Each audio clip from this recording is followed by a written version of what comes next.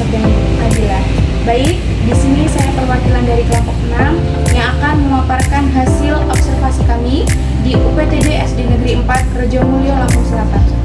Baik, di SD Negeri 4 Rejomulyo di kelas 6 itu masih menggunakan kurikulum 13 dan buku referensi IPS yang dipakai oleh guru itu MR1D. Baik, jadi di kurikulum Merdeka itu banyak sekali kesulitan yang dihadapi oleh Bapak Kusdiono selaku guru mata pelajaran IPS di kelas 6. Karena Bapak Kusdiono itu tidak begitu menguasai teknologi, karena semua ini kan sekarang menggunakan teknologi ya. Jadi mungkin tahun depan ini Bapak Kusdiono lebih belajar lagi tentang teknologi karena untuk menguasai kurikulum Merdeka atau untuk melaksanakan kurikulum Merdeka. Metode dan model yang Bapak Kusdiono berikan itu modelnya itu dengan cara tanya jawab, demonstrasi dan juga post test tentunya. Dan metode tersebut itu efektif. Metode post test dan tanya jawab itu apakah efektif digunakan? Jadi seperti Bapak Kusdiono bilang itu cukup metode dan model yang Bapak Kusdiono ini berikan. Tapi Bapak Kusdiono itu memiliki kendala yang kurang lancar untuk anak yang kurang lancar membaca tentunya. Jadi anak yang kurang lancar membaca itu susah untuk memahami pelajaran IPS dan pelajaran lainnya juga. Apakah ada kendala atau sulit untuk dipahami siswa dalam pembelajaran IPS? Apa yang menjadi penyebabnya? Jadi penyebabnya kurang minatnya siswa dalam belajar di kelas. Pada saat di rumah itu orang tuanya kurang mendorong anak untuk belajar. Jadi belajar itu sangat penting ya, nggak cuma di sekolah aja. Jadi peran orang tua itu sangat penting untuk kelancaran anak belajar dan berpikir. Belajar anak itu sekarang sudah mulai main HP terus menerus. Jadi banyak main HP-nya daripada banyak belajarnya. Pertanyaan selanjutnya itu pada saat pelajaran IPS apa yang sulit untuk dipahami murid. Jadi seperti Pak Kusdiono bilang, itu pelajaran atau materi yang sangat dipahami oleh siswa itu tentang skala dan juga bagian peta itu sangat sulit sekali untuk mereka pahami. Mungkin itu terlalu sulit siswa untuk mencerna tentang skala dan peta.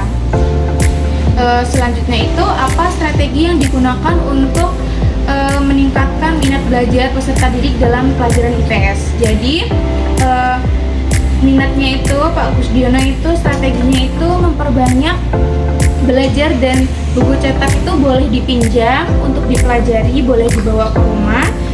Jadi tidak cuma belajar di sekolah aja, jadi bisa belajar di rumah. Terus bagaimana rata-rata kemampuan siswa dalam menerima pelajaran IPS? Kemampuannya siswa itu tidak sama karena anak ini ada yang lemah penangkapannya, ada yang juga kuat. Kalau yang lemah itu walaupun sudah diterangkan, sudah dijabarkan beberapa kali, tapi dia nggak akan masuk. Kalau yang kuat itu diterangkan satu kali itu sudah bisa. Kalau yang pemikirannya lemah itu sudah berkali-kali tapi tidak bisa. Jadi nilainya juga ya berbeda-beda. Terus bagaimana keadaan kelas saat Bapak mengajar dan bagaimana cara Bapak mengkondisikan kelas pada saat pembelajaran berlangsung. Jadi biasanya Bapak Kusdiono ini untuk mengkondisikan anak itu Bapak Kusdiono beri pertanyaan atau diskusi supaya pada aktif semua.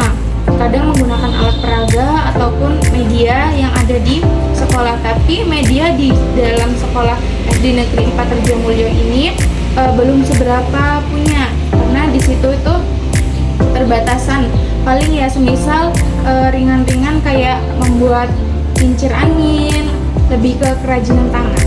Jadi untuk pertanyaan selanjutnya, apa saja kesulitan yang Bapak dalam mengajar di kelas IPS?